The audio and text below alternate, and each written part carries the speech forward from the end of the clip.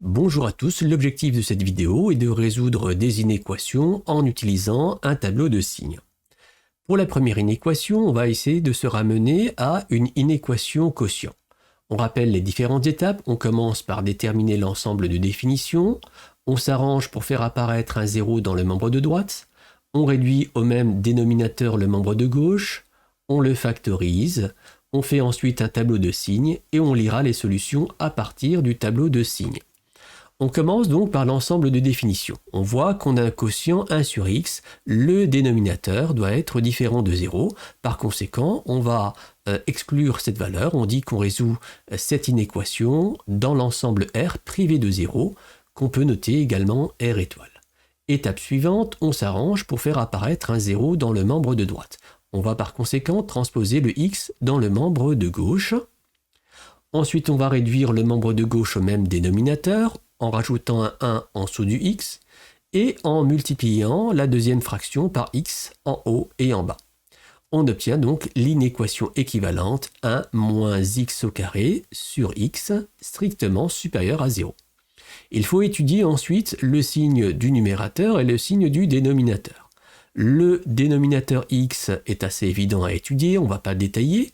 Par contre, 1 moins x au carré, le signe est un peu moins évident puisqu'on a x au carré. On va donc essayer de factoriser 1 moins x au carré. On remarque que 1 s'écrit aussi comme 1 au carré. On a donc une différence de 2 carrés. Ça nous rappelle la troisième identité remarquable. On peut donc factoriser a carré moins b carré en a moins b facteur de a plus b. Autrement dit, ici, on obtient l'inéquation équivalente 1 moins x facteur de 1 plus x sur x strictement supérieur à 0. On a ainsi une inéquation quotient. On va étudier ensuite le signe de chacun des facteurs, 1 moins x, 1 plus x et x. Alors comme on l'a dit précédemment, le signe de x est assez évident. On va détailler le signe de 1 moins x et de 1 plus x. Et pour cela, on résout toujours la même inéquation, 1 moins x supérieur ou égal à 0. On transpose le 1 à droite. On multiplie par moins 1 des deux côtés pour enlever le signe moins devant le x. Et on n'oublie pas d'inverser le sens de l'inégalité.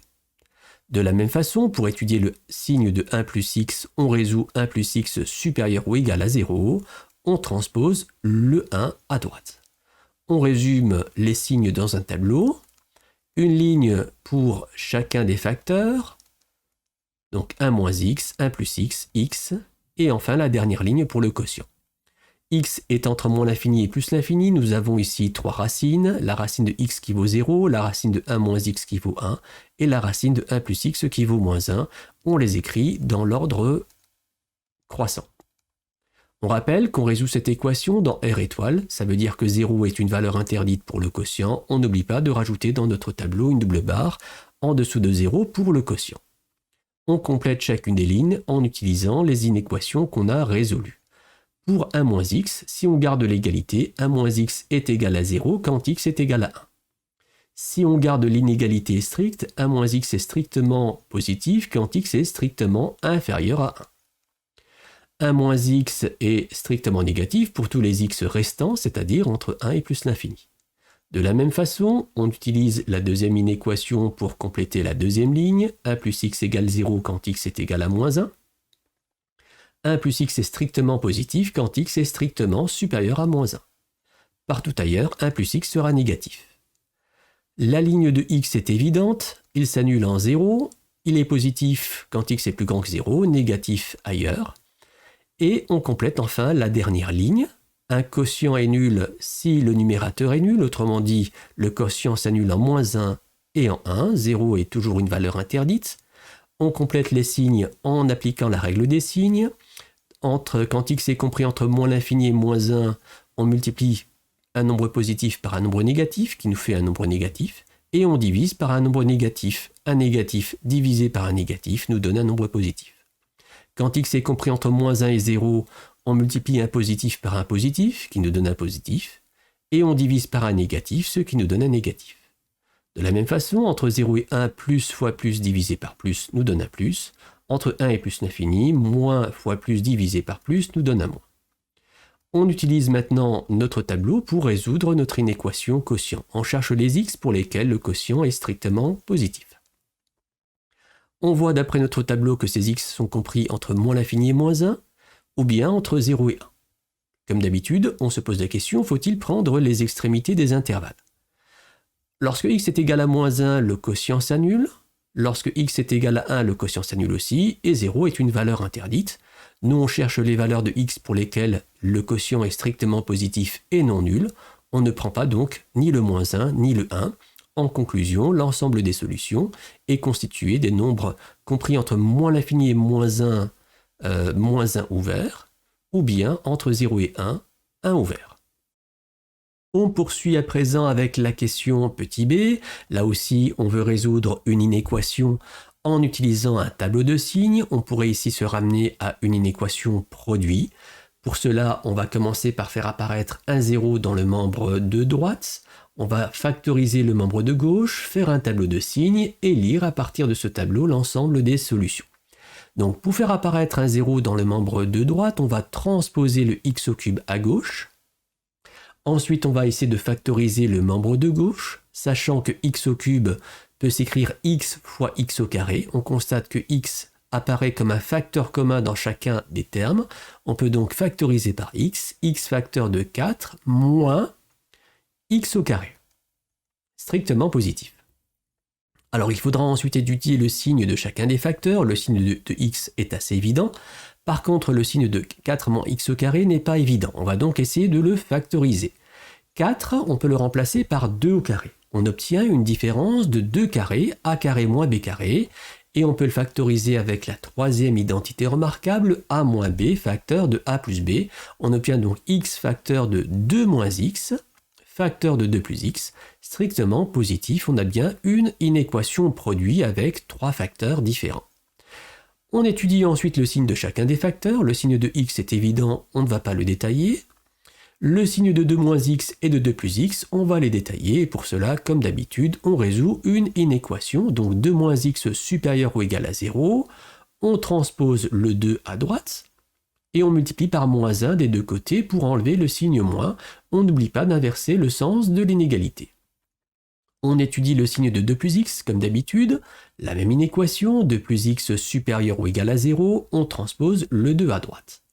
On résume tout cela dans un tableau de signes, une ligne pour chacun des facteurs, x, 2 moins x, 2 plus x, x. Alors l'ordre n'a pas d'importance ici, et la dernière ligne pour le produit des 3 facteurs. X est dans R, donc entre moins l'infini et plus l'infini, nous avons ici 3 racines, la racine de x qui est 0, la racine de 2 moins x qui est 2, la racine de 2 plus x qui est moins 2. On les écrit entre moins l'infini et plus l'infini dans l'ordre croissant. On complète chacune des lignes en utilisant les inéquations que nous avons résolues. 2 moins x s'annule en 2. 2 moins x est strictement positif quand x est strictement inférieur à 2. Partout ailleurs, par déduction, 2 moins x sera négatif. La ligne de 2 plus x est égal à 0 quand x est égal à moins 2. 2 plus x est strictement positif quand x est strictement supérieur à moins 2. Partout ailleurs, c'est-à-dire quand x est compris entre moins l'infini et moins 2, 2 plus x est strictement négatif. La ligne de x est évidente, x s'annule en 0, il est positif quand il est plus grand que 0, négatif ailleurs. Et enfin, la ligne du produit, un produit de facteurs est nul quand l'un des facteurs est nul, c'est-à-dire en moins 2, en 0 et en 2. On applique la règle des signes ensuite pour compléter le signe du produit, plus fois moins qui nous fait moins, fois moins qui nous fait plus. Ensuite, quand x est compris entre moins 2 et 0, plus fois plus qui fait plus, fois moins qui fait moins. Quand x est compris entre 0 et 2, plus fois plus qui nous fait plus. Et enfin, quand x est compris entre 2 et plus l'infini, moins fois plus qui nous fait moins, fois plus qui nous donne moins. On revient à l'inéquation qu'on veut résoudre, on cherche les x pour lesquels le produit est strictement positif, on peut entourer les plus. Donc les solutions sont comprises entre moins l'infini et moins 2, ou bien entre 0 et 2. Comme d'habitude, on se pose la question, faut-il prendre les extrémités dans l'ensemble des solutions? Lorsque x vaut moins 2, le produit s'annule, lorsque x vaut 0 également, et lorsque x vaut 2. Or, on cherche les x pour lesquels le produit est strictement positif, et non égal à 0. Donc, moins 2, 0 et 2 seront exclus de l'ensemble des solutions. En conclusion, les solutions sont constituées de la réunion, de l'intervalle ouvert moins l'infini moins 2 et 0,2 ouvert également. On passe à la dernière inéquation. Là aussi, il s'agit de résoudre cette inéquation en utilisant un tableau de signes. On peut essayer de se ramener à une inéquation quotient. On va donc appliquer les différentes étapes. On commence par déterminer l'ensemble de définitions de cette inéquation. Nous avons ici un quotient. Le dénominateur ne peut pas être égal à 0. On va donc chercher quels sont tous les x qui annulent le dénominateur. On résout pour cela l'équation x-1 est égal à 0 qui nous donne x est égal à 1. Autrement dit, si on remplace x par 1, on va devoir diviser par 0, ce qui est impossible. Il faut donc exclure le 1 de l'ensemble de définition. On résout donc cette inéquation dans l'ensemble R privé de 1. 1 est une valeur interdite dans cette inéquation. Étape suivante, on s'arrange pour faire apparaître un 0 dans le membre de droite. On va donc transposer le 4 à gauche. On obtient cette inéquation équivalente. On réduit au même dénominateur le membre de gauche. Donc on rajoute un 1 en dessous du 4. Et on va multiplier en haut et en bas ici par x-1. Ce qui nous donne donc 2x sur x-1 moins. Alors au dénominateur, on a donc une fois x-1 qui nous fait x-1. Et au numérateur, on peut directement distribuer le 4 dans la parenthèse. Attention, quand on multiplie par une somme, cette somme, comme ici, doit être entre parenthèses. Ça nous donne donc 4x moins 4. Ensuite, on va regrouper les numérateurs. Attention, quand on regroupe les numérateurs, faites attention au signe moins qui est devant. N'oubliez pas qu'autour de 4x moins 4, c'est comme s'il y avait une parenthèse. Donc quand on va regrouper les numérateurs, n'oubliez pas de changer les signes du deuxième numérateur. On obtient donc l'inéquation équivalente 2x moins 4x plus 4 strictement supérieur à 0. On réduit le numérateur, 2x moins 4x qui nous fait moins 2x. On obtient cette inéquation quotient. On étudie le signe du numérateur, le signe du dénominateur, et comme d'habitude, pour cela, on résout la même inéquation, moins 2x plus 4 supérieur ou égal à 0. On transpose le 4, on divise par moins 2, on change le sens de l'inégalité. On n'oublie pas de simplifier. De la même façon, pour étudier le signe de x-1, on résout la même inéquation x-1 supérieur ou égal à 0. Et on résume les signes dans un tableau. Une ligne pour le numérateur, une pour le dénominateur, et la dernière pour le quotient. X est entre moins l'infini et plus l'infini. Nous avons deux racines. La racine de x-1 qui vaut 1, la racine de moins 2x plus 4 qui vaut 2. On les écrit dans l'ordre croissant. On n'oublie pas qu'on résout l'inéquation dans R privé de 1. 1 est une valeur interdite pour le quotient. On rajoute une double barre en dessous de 1 pour le quotient.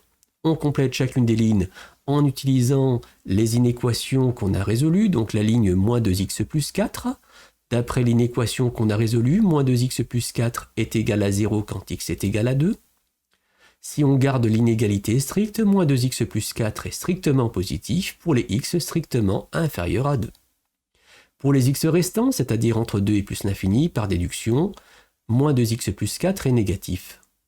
De la même façon, pour x-1, il s'annule quand x est égal à 1. x-1 est strictement positif pour les x strictement supérieurs à 1. Partout ailleurs, x-1 est négatif. On complète la dernière ligne, celle du quotient. 1 est bien sûr une valeur interdite. Un quotient s'annule quand le numérateur s'annule, donc en x égale 2.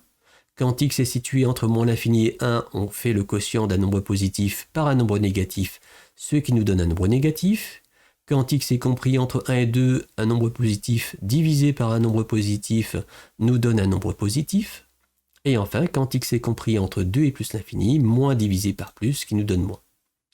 On utilise le tableau pour résoudre notre inéquation quotient. On cherche les x pour lesquels le quotient est strictement positif. Donc, il s'agit des x compris entre 1 et 2. Le 1 est exclu d'office puisque c'est une valeur interdite. Lorsque x est égal à 2, le quotient est nul. On ne prend pas le 2 puisqu'on cherche les x pour lesquels le quotient est strictement positif et non égal à 0. Par conséquent, l'ensemble des solutions est constitué des nombres situés dans l'intervalle ouvert 1, 2.